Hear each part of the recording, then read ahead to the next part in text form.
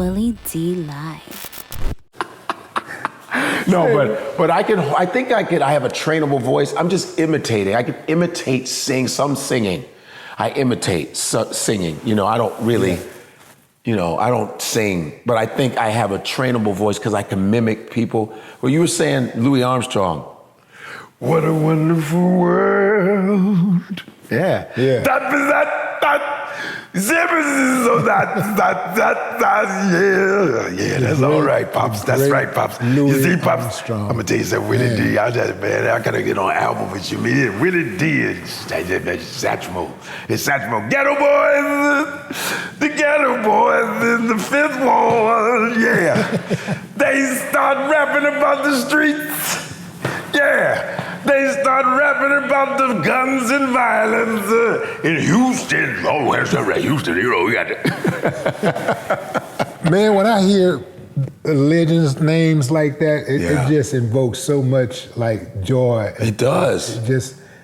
Those guys were so on, man. The talent was astronomical. Yeah. Mm-hmm. And they all brought something to the table where they took their genre to the next level. Everybody that came in, different styles, different patterns, different names, but they all brought something different to the first table. of all, they all added Louis Armstrong to the tapestry, to the jazz tapestry. No doubt. Louis Armstrong, by the way, which I always suggest people to watch the 10-part series of Jazz by Ken Burns on PBS.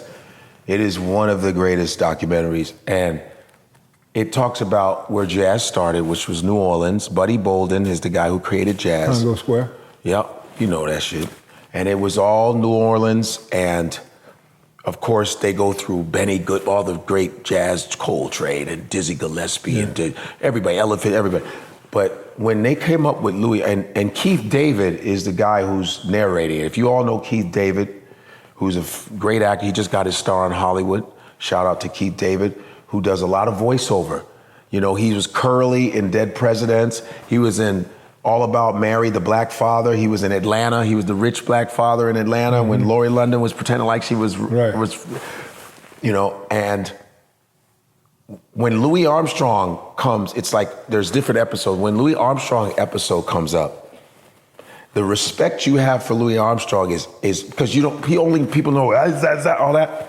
Yo, this motherfucker, they said he hit notes that no one can hit, the high C's in jazz.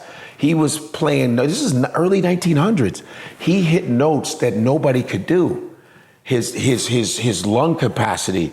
Also, when he started scatting, no one had heard that before. He was sounding like instruments. Scatting is when you're sounding like the pattern of instruments.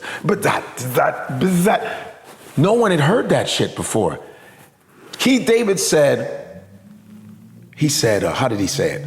Louis Armstrong, he transformed jazz for the next 50 years. That shit, man, my skin. He transformed, he single-handedly transformed jazz for the next half century. Yeah. My shit's goosebumps now. Yeah. Just that line, he would transform jazz for the next 50 years. I fucking almost cried. It was the coldest line, and it's the truth. And then there's another documentary on Louis Armstrong, another Ken Burns. It's about Louis Armstrong, how he collected, like he recorded himself, like a diary. It's amazing. And it talks about Louis Armstrong's personal life.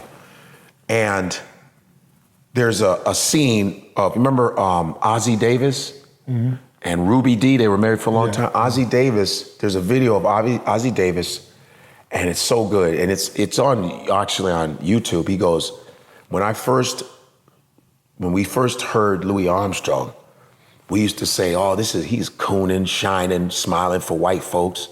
He's a coon. They made fun of him. Made fun. And then I ended up being in a movie with Louis Armstrong. So I see Louis Armstrong, I see him, we're on a break, we're taking a break.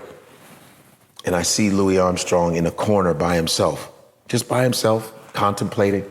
He said, he didn't see me, I saw him. And he goes, when I saw him, I saw all the pain I saw all the things that he has done for us to have freedom. All the shit that he went through. I saw it. I saw my uncles in him. I saw my grandfather in this man. I saw everything. And then when I said, excuse me, Mr. Armstrong, he goes, hey, Pops, how you doing? He smiled again. And he was always like that. Even around black people, he never cooned. That was his real, I was crying during that shit.